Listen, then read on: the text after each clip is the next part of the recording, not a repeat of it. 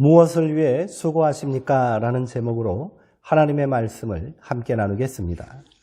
새로운 대통령을 선출하는 대선이 한 달 앞으로 다가오면서 그 열기가 뜨겁게 달아오르고 있습니다.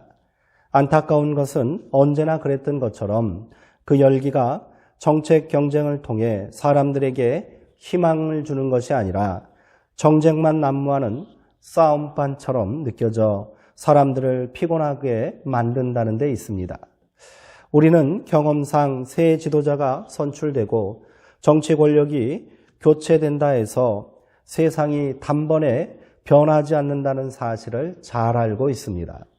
그러나 한국 사회에서 정치가 개인의 삶에 미치는 영향이 지대한지라 사람들의 관심은 온통 선거판에 쏠릴 수밖에 없지요. 이럴 때일수록 우리는 중심을 잃지 말아야 합니다. 선거는 선거일 뿐입니다. 아무리 훌륭한 대통령이 뽑힌다 해도 내 삶의 전부를 책임져 주지는 않습니다. 그렇다고 정치에 무관심하라는 말은 아닙니다. 앞으로 5년간 대한민국이라는 공동체의 미래를 결정하는 일이니 신중하게 선택하고 나라를 위하여 기도하십시오. 제가 드리고 싶은 말씀은 사람이나 정치에 너무 큰 기대를 걸고 운명을 맡기지는 말자는 것입니다. 각자의 삶과 운명은 결국 자신이 결정하고 책임져야 합니다. 아무리 훌륭하고 능력 있는 사람이라 해도 내가 해야 할 일을 대신 결정해 줄 수 없고요. 내가 감당해야 할 삶을 대신 살아줄 수는 없습니다. 우리는 기독교인이라는 정체성을 가지고 어떻게 해야 하나님의 은혜에 온전히 응답하는 삶을 살고 어떻게 해야 그리스도의 제자된 삶을 살 수 있을지를 가지고 평생을 씨름하며 살아야 합니다. 오늘 말씀을 통해 근심뿐인 세상 일에서 잠시 벗어나 우리가 궁극적으로 추구하고 성취해야 할 삶의 모습이 어떠해야 하는지 함께 고백하고 결단하게 되기를 소망합니다. 오늘 우리가 함께 읽은 누가복음 말씀에는 예수님의 첫 제자 부름을 받은 사람들의 이야기가 나옵니다. 그 이야기는 한편의 드라마처럼 펼쳐지고 있습니다. 이미 갈릴리에서 유명 인사가 된 예수님 주변에는 언제나처럼 많은 사람들이 몰려들었습니다. 무리들은 예수님께 하나님의 말씀을 들으려고 게네사렛 호숫가까지 따라왔습니다. 예수님은 어부들이 고기잡이를 끝내고 그물을 정리하던 한 배에 오르셨습니다. 그 배는 시몬의 배였습니다. 시몬은 우리가 잘 알고 있는 대로 베드로의 본명입니다. 예수님은 이미 시몬을 잘 알고 계셨습니다.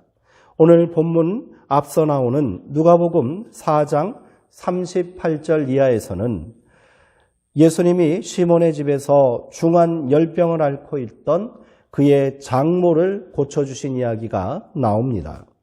이런 인연으로 해서 시몬은 배를 몰아 육지에서 조금 떼어달라 청하는 예수님의 말씀에 선뜻 응했나 봅니다. 예수님은 시몬의 배 위에서 호숫가에 모여든 무리들을 향해 하나님의 말씀을 전하셨습니다. 시몬은 그 말씀을 가장 가까이에서 들을 수밖에 없었을 것입니다. 말씀을 마치신 예수님은 옆에 있는 시몬에게 깊은 데로 가서 그물을 내려 고기를 잡으라라고 명령하셨습니다. 누가 보더라도 이 말씀은 자연스럽지 않습니다. 시몬은 오랫동안 이 호수에서 고기 잡는 일에 잔뼈가 굵은 능숙한 어부입니다. 예수님은요, 공생의 이전까지 몫으로 살았기에 고기잡이에는 문외한이 아니겠습니까? 시몬의 입장에서는 조금 불쾌할 수도 있었을 것입니다.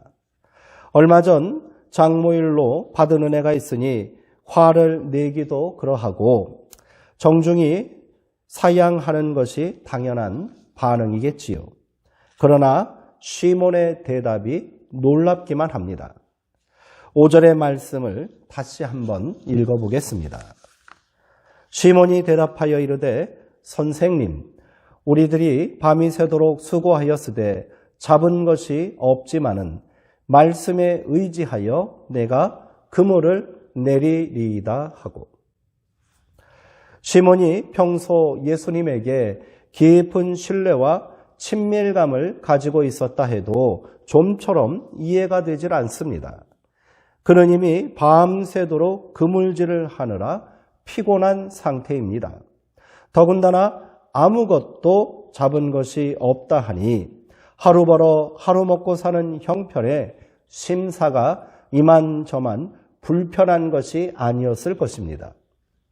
그저 빨리 그물을 정리하고 집에 들어가 쉬고 싶은 마음뿐이겠지요. 그 마음을 뒤로 하고 배를 내어드린 것도 큰 호의를 베푼 것인데 다시 깊은 데로 배를 몰고 가서 그물을 내리라는 말에 화가 나지 않았을까요? 이보시오 선생날이, 고기 잡는 일은 내가 전문가이다. 선생님이 언제 이 호수에서 그물이나 한번 내려본 적 있다고 내일에 이래라 저래라 참견하는 것이요. 이렇게 역정을 내야 하는 것 아닐까요? 시몬의 태도가 도통 이해가 되질 않습니다. 그는 도대체 예수님의 말씀에 무슨 깨달음을 받은 것일까요? 저는 시몬의 이 대답이 그날 하루의 상황만을 담고 있다고 생각하지 않습니다. 시몬은 지금 예수님의 말씀에 자기가 살아온 인생의 전반을 돌아보게 된 것입니다. 그는 평생을 어부로 살았습니다. 어부는 고기를 많이 잡는 일이 인생 최고의 목표겠지요. 매일같이 고기를 많이 잡아 아들, 딸 잘 키우고 돈도 많이 벌면 이 지긋지긋한 고생을 끝낼 수도 있다는 희망이 있었을 것입니다. 그러나 문제는 삶의 궁극적인 의미입니다. 오늘은 허탕을 쳤지만 고기를 많이 잡는 날이 왜 없었겠습니까? 하지만 만선의 기쁨으로 돌아오는 날에도 내일은 고기를 잡지 못하면 어찌하나 하는 두려움에 늘 걱정하며 살았을 것입니다. 그러니 선생님, 우리가 밤이 새도록 수고하였으되 잡은 것이 없습니다. 이러한 그의 말에는 오늘 하루 일어난 일에 대한 낙담보다 더 큰 허무함이 담겨 있는 것입니다. 내 인생에는 늘 아무리 수고해도 아무것도 남지 않은 이 빈배와 같지 않았던가. 그는 삶에 대한 깊은 회한과 다른 한편으로는 깨달음의 순간에 서 있는 것입니다. 우리 인생도 마찬가지 아닌가요? 악착같이 일하고 열심히 모아 먹고 사는 걱정이 없다 해서 아무 염려가 없던가요? 아들, 딸 잘 키워 장가 시집 보내고 이런저런 병치레 없이 건강하게 산다 해서 늘 행복할 수 있을까요? 물론 더 이상 아무것도 바랄 것이 없고 나는 행복합니다. 이렇게 말하는 사람들도 있을 것입니다. 제가 보기에는 그 말은 솔직한 말이 아닙니다. 밤이 새도록 수고하였으되 잡은 것이 없다는 시몬의 말이 더 정확하고 솔직한 고백은 아니겠습니까? 사람들은 이런 시몬의 고백을 인정하면 자기 인생이 부정될까 두려워 아예 외면하려 합니다. 그것은 절대로 정직한 태도가 아닙니다. C.S. 루이스는 메리에게 루이스가 라는 책에서 이런 말을 했습니다. 죽음을 대하는 태도는 세 가지밖에 없다고 봅니다. 죽음을 갈망하거나 두려워하거나 무시하거나. 현대인들은 세 번째 것을 건강한 태도라고 부르지만 사실 그것은 셋 중에서 가장 불안정하고 위험한 태도입니다. 시몬은 호수 깊은 데로 가서 그물을 내렸습니다. 놀랍게도 그물이 찢어질 정도로 많은 고기를 잡게 되었지요. 그 양이 얼마나 많은지 자기 배에 다 실을 수 없어 근처에 있는 친구의 배에 나누어 실어야 할 정도였습니다. 말 그대로 대박이 난 겁니다. 고기를 많이 잡는 것이 유일한 목표였다면 시몬은 그 바램을 모두 이룬 것이지요. 이제 중요한 것은 이 기적의 사나이를 계속해서 자기 곁에 머물게 하는 것입니다. 많은 고기를 잡아 큰 돈을 벌게 되었으니 수익을 나누어 주고 앞으로도 좋은 관계를 맺자고 제안해야 하지 않겠습니까? 그런데 시몬의 행동은 5절의 고백만큼이나 우리를 어리둥절하게 만듭니다. 누가복음 5장 8절의 말씀입니다. 시몬 베드로가 이를 보고 예수의 무릎 아래에 엎드려 이르되 주여 나를 떠나소서 나는 죄인이로소이다 하니. 시몬은 앞으로도 늘 만선의 대박을 누리기 위해 예수님을 계속 붙들어 두어야만 합니다.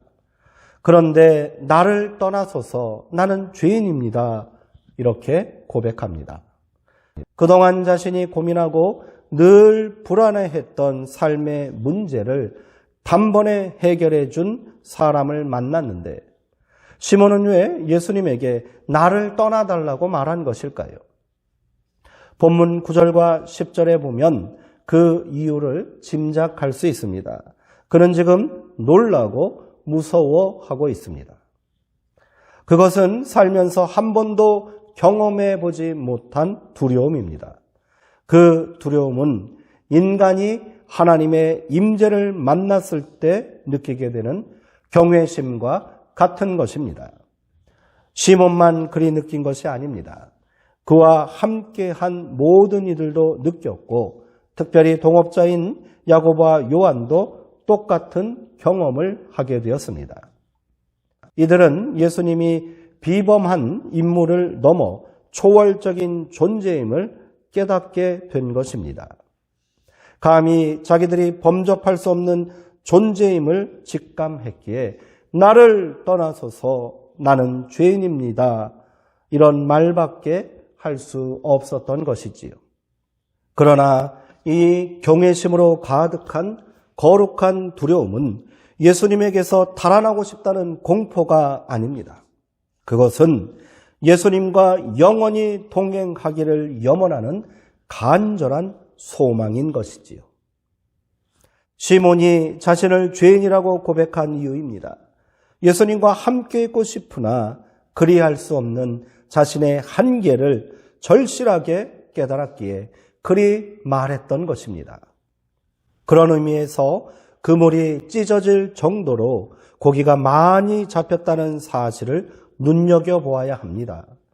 그것은 우리가 흔히 말하듯이 예수 믿고 복받았다는 말이 아닙니다. 시몬은 이 사건을 통해 다른 것으로는 절대로 채울 수 없는 생명과 만족을 경험하게 된 것입니다. 궁극적인 자유와 평화, 안식을 만난 것이지요.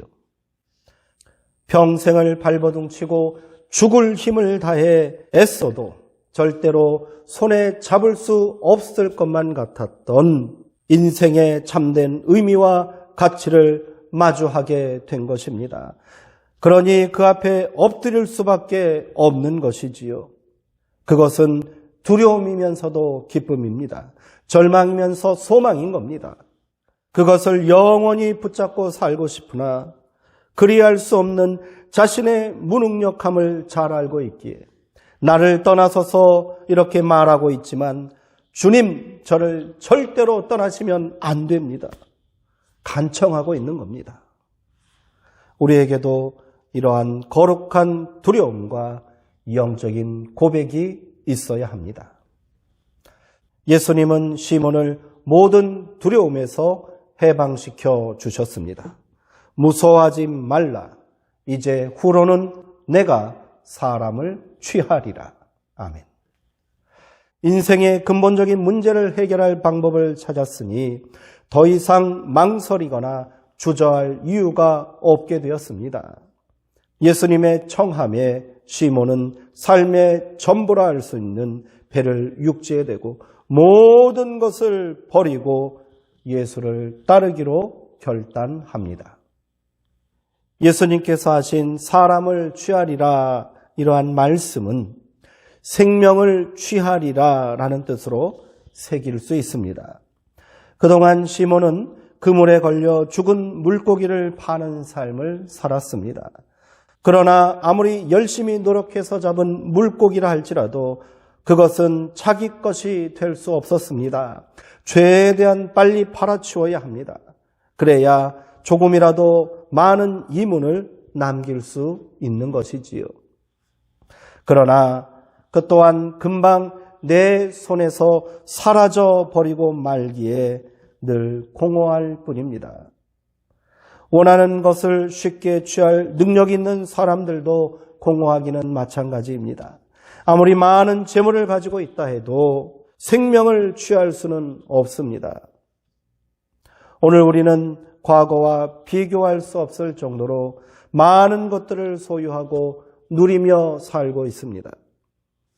그러나 여전히 만족하지 못하고 늘 불안한 삶을 사는 이유는 궁극적이고 본질적인 것을 취하지 못했기 때문입니다. 그것은 바로 사람, 즉 생명인 것입니다. 세상의 어떤 것을 사람의 가치와 비교할 수 있겠습니까? 세상의 모든 것을 다 준다 해도 생명과는 바꿀 수 없습니다. 오직 생명의 근원 되시는 예수님을 만나고 그를 따르는 삶을 살 때만 생명은 취할 수 있는 것입니다. 성도님들이 진정으로 생명을 취하고 그 안에서 영원한 안식과 평안을 누리기를 소망하신다면 시몬과 같은 고백과 결단이 필요합니다. 먼저 우리는 나는 죄인입니다 라고 고백해야 합니다. 죄인이라는 자기 인식과 고백을 사람들은 불편해합니다. 신앙인들도 마찬가지일 것입니다. 자기는 잘못한 것이 없다고, 자기는 늘 떳떳하다고 강변합니다. 설령 잘못한 게 있다면 그건 어쩔 수 없는 상황 때문이라고, 심지어 죄 안 짓고 사는 사람이 어디 있느냐고 뻔뻔하게 말하기도 합니다. 그렇다고 인간은 모두가 부도덕하고 파렴치한 삶을 살고 있기에 죄인이라 말하는 것은 아닙니다. 성경에서 말하는 죄인이란 생명의 능력이 자기에게 없다는 정직한 자기 성찰과 고백을 뜻하는 것입니다. 이 고백이 있어야 내 생명을 전적으로 하나님께 의탁할 수 있는 것입니다. 이 존재의 각성이 있은 후에야 우리는 예수 그리스도를 내 삶의 주인으로 기꺼이 모실 수 있는 것이지요. 자신을 죄인으로 생명의 무능력자로 인식하고 고백하기는 말처럼 쉬운 것이 아닙니다. 여기에는 생명의 무한한 깊이에 대한 인식이 먼저 필요합니다. 시몬은 그것을 깨닫고 놀랐다고 했습니다. 그와 함께 있었던 야고보와 요한도 놀랐습니다. 우리도 놀라야 합니다. 지금 내가 여기에 있음에 놀라야 합니다. 일상의 모든 삶 속에 생명의 신비가 깃들어 있음에 놀라고 또 놀래야 하는 것입니다. 그것을 당연하게 여기고 막연하게 생각하며 살아서는 안 됩니다. 그 놀라움은 그리 아니하실지라도 감사하고 절망 중에도 기뻐하고 고난 가운데서도 찬양하는 구체적인 삶의 고백으로 나타나야 하는 것입니다. 또한 우리는 모든 것을 버리고 예수님을 따르는 결단을 해야 합니다. 이 말이 우리도 시몬처럼 모든 것을 버리고 가족을 떠나 출가해야 한다는 말씀은 아닐 것입니다. 저도 그럴 자신은 없습니다.